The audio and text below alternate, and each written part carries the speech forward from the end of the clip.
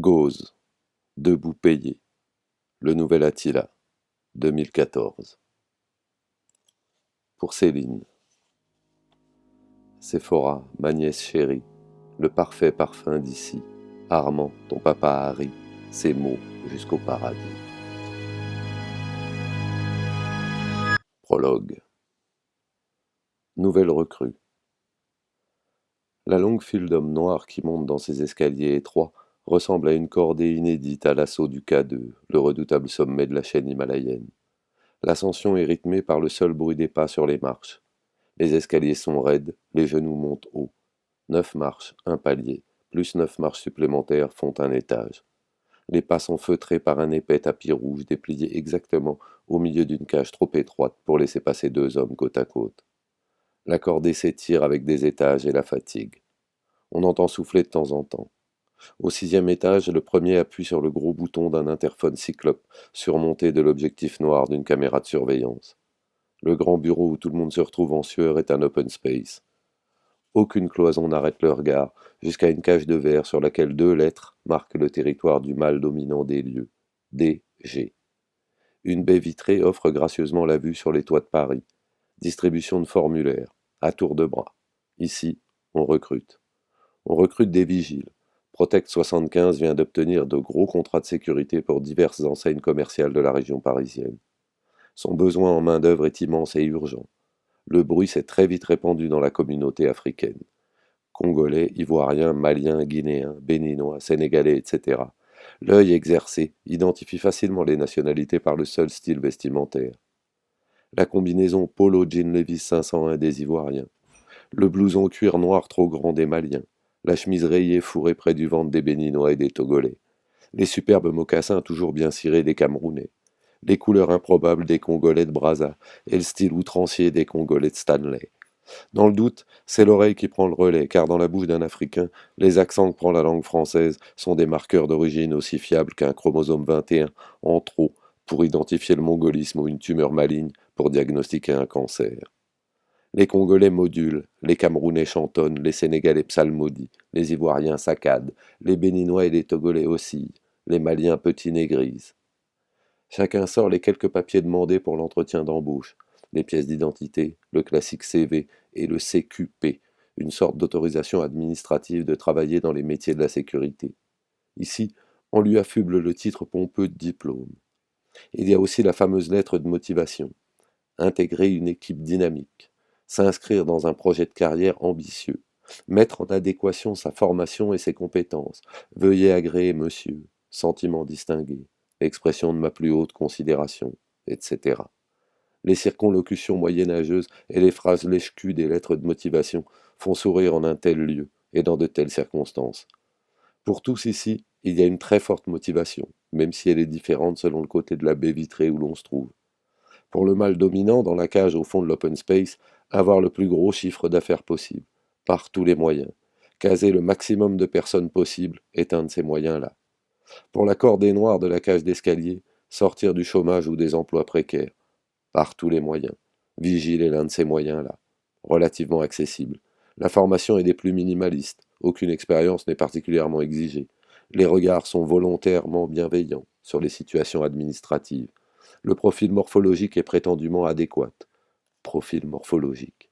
Les noirs sont costauds, les noirs sont grands, les noirs sont forts, les noirs sont obéissants, les noirs font peur. Impossible de ne pas penser à ce ramassis de clichés du bon sauvage qui sommeille de façon atavique, à la fois dans chacun des blancs chargés du recrutement et dans chacun des noirs venus exploiter ces clichés en sa faveur. Mais ce n'est pas l'histoire ce matin, on s'en fout. Et puis, il y a aussi des noirs dans les équipes qui recrutent. L'atmosphère est détendue. Quelqu'un s'essaie même à quelques allusions grivoises sur la proéminence paire de seins d'une des 2 secrétaires préposées à la distribution des formulaires de recrutement. Chacun remplit sa demande d'emploi avec plus ou moins de concentration. Nom, prénom, sexe, date et lieu de naissance, situation matrimoniale, numéro de sécurité sociale, etc. Ce sera l'épreuve intellectuelle la plus exigeante de la matinée. Quelques-uns regardent quand même sur la copie du voisin, héritage des bancs de classe ou manque d'assurance.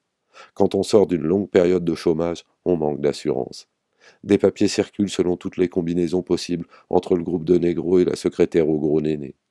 Après avoir paraphé et signé quelques feuilles blanches noircies de phrases ésotériques censées régir la relation de travail entre un bientôt ex-chômeur et un bientôt grand patron, il est offert à chacun des membres du groupe un sac contenant un pantalon noir, une veste noire, une cravate noire, une chemise noire ou blanche, un emploi du temps mensuel indiquant des heures et des lieux de travail. Les contrats sont à durée indéterminée. Entrez chômeurs dans ces bureaux, tous ressortiront vigiles. Ceux qui ont déjà une expérience du métier savent ce qui les attend les prochains jours. Rester debout toute la journée dans un magasin, répéter cet ennuyeux exploit de l'ennui tous les jours, jusqu'à être payé à la fin du mois. Debout payé. Et ce n'est pas aussi facile que ça en a l'air. Pour tenir le coup dans ce métier, pour garder du recul, pour ne pas tomber dans la facilité oisive, ou au contraire dans le zèle imbécile et l'agressivité aigrie, il faut soit savoir se vider la tête de toute considération qui s'élève au-dessus de l'instinct ou du réflexe spinal, soit avoir une vie intérieure très intense. L'option crétin inguérissable est aussi très appréciable. Chacun sa méthode, chacun ses objectifs, chacun redescendra les 6 étages à sa façon. À la chapelle.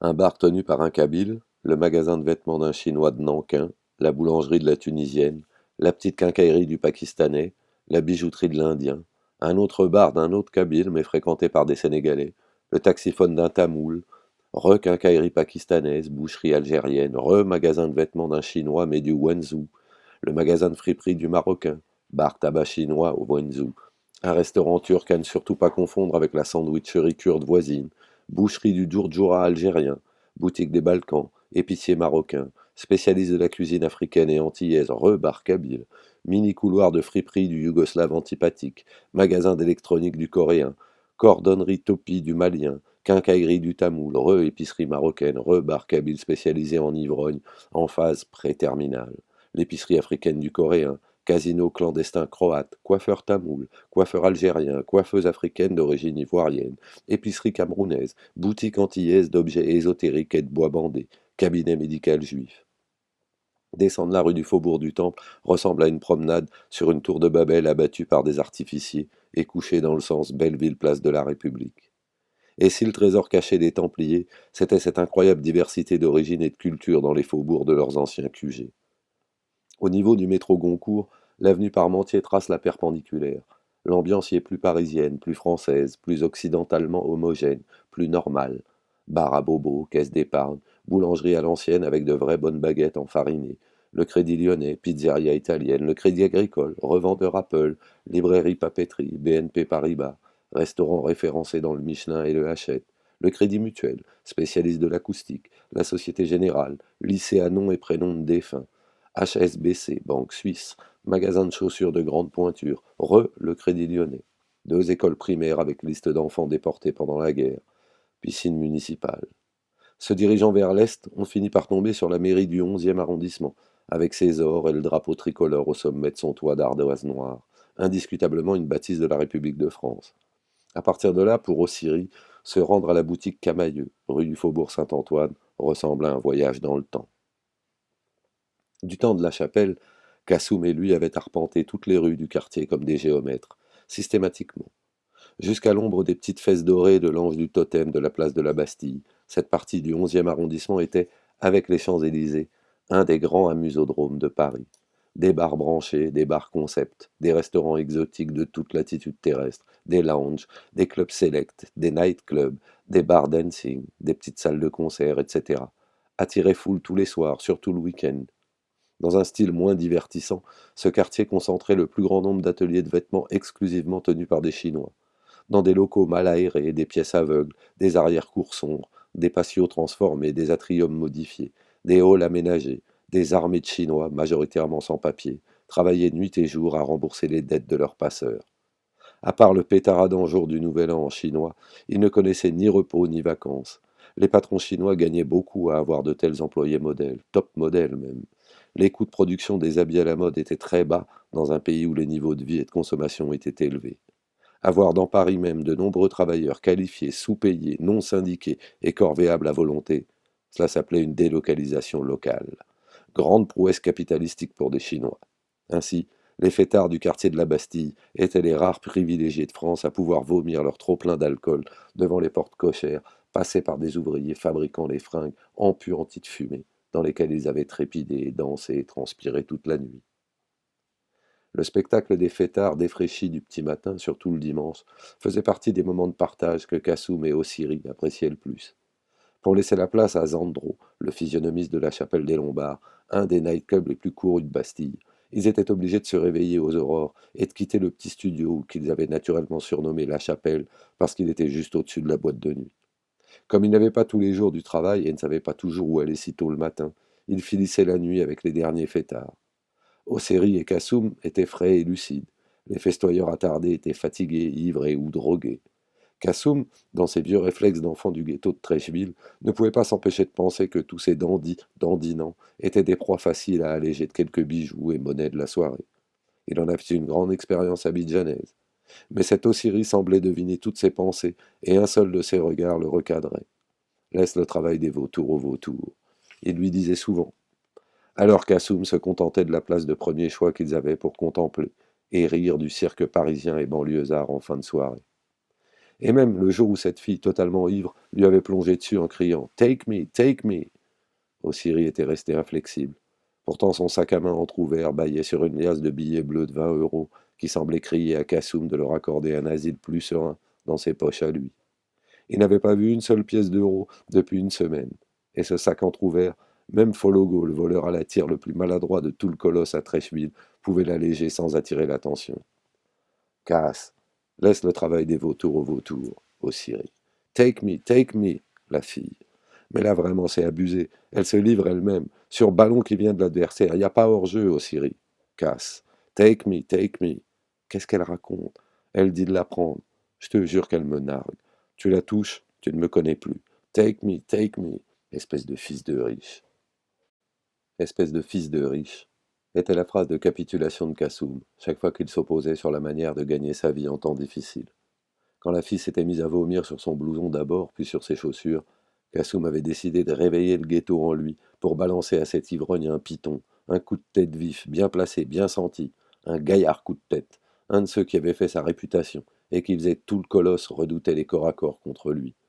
Ô Siri, j'ai dormi au ghetto pendant des années et des années. Maintenant, c'est le ghetto qui dort en moi. Mais quelque chose dans les yeux de cette fille retint son cou, et le coup refusa de partir. Kassoum ne savait pas trop pourquoi. La détresse peut-être. Une détresse qu'il avait si souvent lue dans les yeux de ses voisins du colosse, qui ne savaient pas comment entamer une journée d'avance identique en misère à celle de la veille. Ou alors c'était le vert clair dans les pupilles de la fille. A-t-on idée d'avoir les yeux verts? Dans les contes de son enfance, certains monstres étaient décrits avec des yeux verts, des yeux couleur forêt profonde. Kassoum n'avait jamais vu d'aussi près des yeux d'une telle couleur. Son trouble devait être visible. Derrière lui, Ossiri poussa son avantage jusqu'à lui dire de la coucher à la chapelle et de veiller sur elle le temps qu'elle retrouvât ses esprits. Zandro ne dirait rien et ne verrait même sûrement rien. Il était toujours trop harassé par sa nuit à gérer les violents, les hystériques, les pickpockets, les ivres, les resquilleurs, les outrés, les paranoïaques, les dépressifs, les dealers, les junkies, et tous les excités qui se croyaient les plus forts du monde après un rail de cocaïne ou quelques cachets d'ecstasy. Kassoum porta seul la fille dans l'étroite cage d'escalier. Ses longs cheveux blonds tombaient sur des épaules de judoka et, même ratatinée par l'ébriété, elle lui rendait une tête. Celle-là devait être une descendante des Blancs des tribus du Grand Nord froid et glacial, ceux qui envahissaient régulièrement les côtes plus australes de l'Europe en essaimant terreur, chaos et spermatozoïdes. Ossiri ne l'aida point sous prétexte que, même à Bastille, ce serait suspect de voir deux hommes noirs transporter une femme blanche presque évanouie dans une rue sombre et déserte. Il n'avait pas tort, mais comme souvent, il poussait beaucoup trop loin sa raison. Ici, la délation est un sport devenu institution nationale depuis la Deuxième Guerre mondiale. Quand les Allemands tenaient le pays, les gens dénonçaient les Juifs et les résistants. Quand les Alliés ont remporté la victoire, les gens dénonçaient les traîtres et les collabos. Ici, il y a toujours des délateurs et des gens à dénoncer, avait péremptoirement conclu Ossiri. Mais Kassoum ne l'écoutait déjà plus. Comme une panthère montant une biche trop lourde à son arbre afin de la soustraire à la convoitise charognarde d'un troupeau d'hyènes, il brinque-balla la gaillarde fille jusqu'à la chapelle. C'est comme ça que Kassoum connut Amélie, normande et professeure d'anglais dans un collège de la banlieue ouest parisienne. Le parvis de la mairie du 11e donne sur un rond-point, où la circulation est distribuée entre l'avenue Parmentier, le boulevard Voltaire, la rue de la Roquette et l'avenue Ledru-Rollin. Le vélo d'Ossiri passa le feu rouge et se faufila pour rejoindre le Ledru-Rollin. Au croisement avec la rue du Faubourg Saint-Antoine, il y a le Monoprix. Tanti Odette y est chef de rayon depuis 2 ans. Elle y a d'abord été caissière pendant 28 ans. Il y a 30 ans, quand son mari l'a fait venir de son village, des confins forestiers de l'ouest de la Côte d'Ivoire, elle savait juste lire et écrire, et n'avait jamais vu d'humain, d'un genre autre que celui qui courait depuis des millénaires sous les lianes des grands arbres d'Issia. Elle en avait vu et appris des choses dans son Monoprix. Mais quand même, 28 ans pour se lever de la chaise de la caisse. Promotion à vitesse mélaninée. Elle ne se pose plus ce genre de questions. Elle est à 2 ans de la retraite. Depuis 2 semaines qu'Ossiri est en poste à Camailleux-Bastille, l'arrêt à ce Monoprix est un peu un rituel. Tanti Odette lui propose un café. Il accepte.